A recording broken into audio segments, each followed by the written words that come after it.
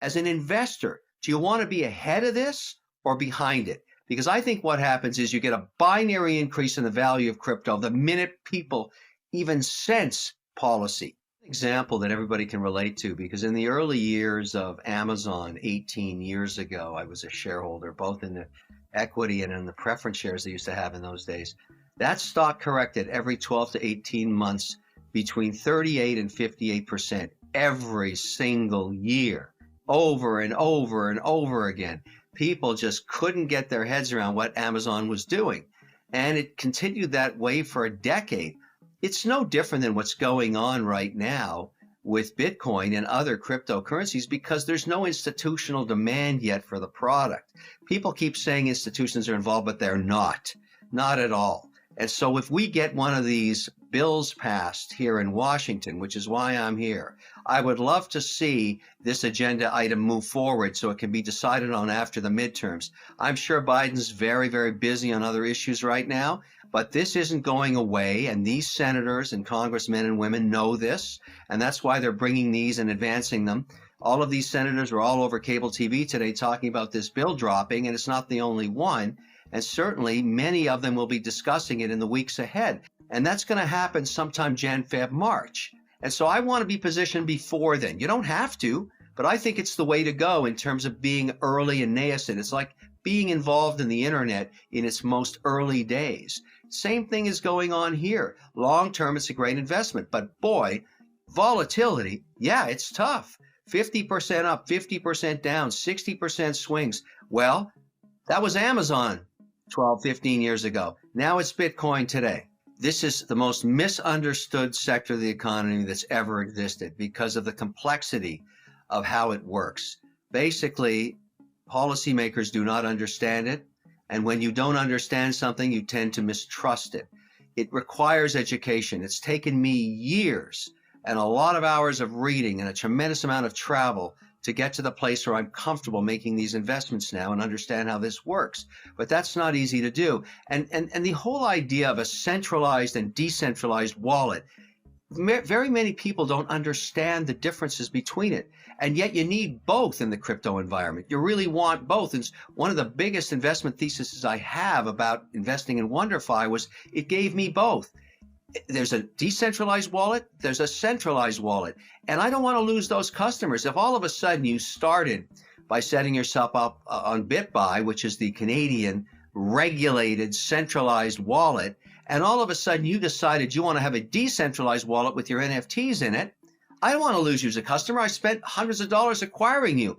I want to offer both with a know your customer platform that provides the compliance. And that's what they're building up there in Canada. And that software itself and all the millions of dollars of development they're doing is going to be cookie cutter for other markets, like potentially the Middle East or South America or Switzerland or England. That's the whole idea of being part of these things and pushing these projects forward. But it's education that's holding everybody back. We've got to simplify this stuff. Most people, the first time that try and set up a decentralized wallet on, let's say, MetaMask, lose their money because they don't know about security of the passphrase. And that's an important lesson to learn. And that's why I tell people, start with $200. Don't go crazy. Figure this stuff out slowly. Learn about security. Learn about password protocols. Learn about centralized versus decentralized. Check it out slowly. Baby steps into it. Then you can put up real money. I'm going to lay it out the way I see it and the way I'm investing, all right? What's going to happen is nothing before the midterms, but we're getting close. After the midterms, when the House is settled, and who knows what it'll look like, but I have a pretty good idea, we're going to get some policy. And the first policy, in my opinion, personal opinion here, is going to be around stablecoins. And here's what it's going to look like. It's going to be an open competitive market, just like you can find a money market at Schwab or a money market at Fidelity or a money market at some other financial institution. They're slightly different. You know, stable coins are payment systems, but they're also stores of value if you're willing to stake them out. You can make 4.5% on an annualized basis on a 30-day contract today, right now on USDC and other stable coins. But here's the policy I see coming. It's going to look like this. 30-day audit on the assets underneath it. You can bring any kind of stablecoin you want, but there's going to be a 30-day audit and what's in there. No assets supporting the token or coin with a duration more than 12 months. So if you're going to use T-bills, they got to be short duration, probably average of 6 months duration. And that's very much like a money market is run and completely FDIC insured. There may even be one or two of these stablecoin operators that apply to become a bank and become FDIC insured, in which case they would get trillions of dollars. And the reason this is going to happen first, why the stablecoin market will happen first with policymakers here in Washington, is that it perpetuates the US dollar as the default currency of the globe. When we get that worked out, the US dollar becomes king dollar in perpetuity. Even other countries, even other sovereigns are willing to bring tokens out backed by the US dollar because they know in terms of attracting people to use them and store them and save them, they got to have the king dollar. And this is why policymakers should get off their you-know-whats and get this thing done, because we don't want the Chinese doing that with the yuan. I would never buy the Chinese yuan as a stable coin. Why? Because I know they're watching it. I don't want them watching my dollars. And I don't trust that currency. I trust the US dollar. So I wouldn't like to find out the Swiss franc did that before us. We got to get this thing done and make the US dollar king dollar all around the world. Everybody will be happy with a product that is backed by the US dollar one-to-one, is liquid, transparent. You can transfer immediately with a full ledger. And finally, I could say to my compliance department, look, we finally have policy. Let me go to a 10% weighting in this as opposed to locking me down at 5%. And they probably could get there because they may consider it a cash equivalent at some point.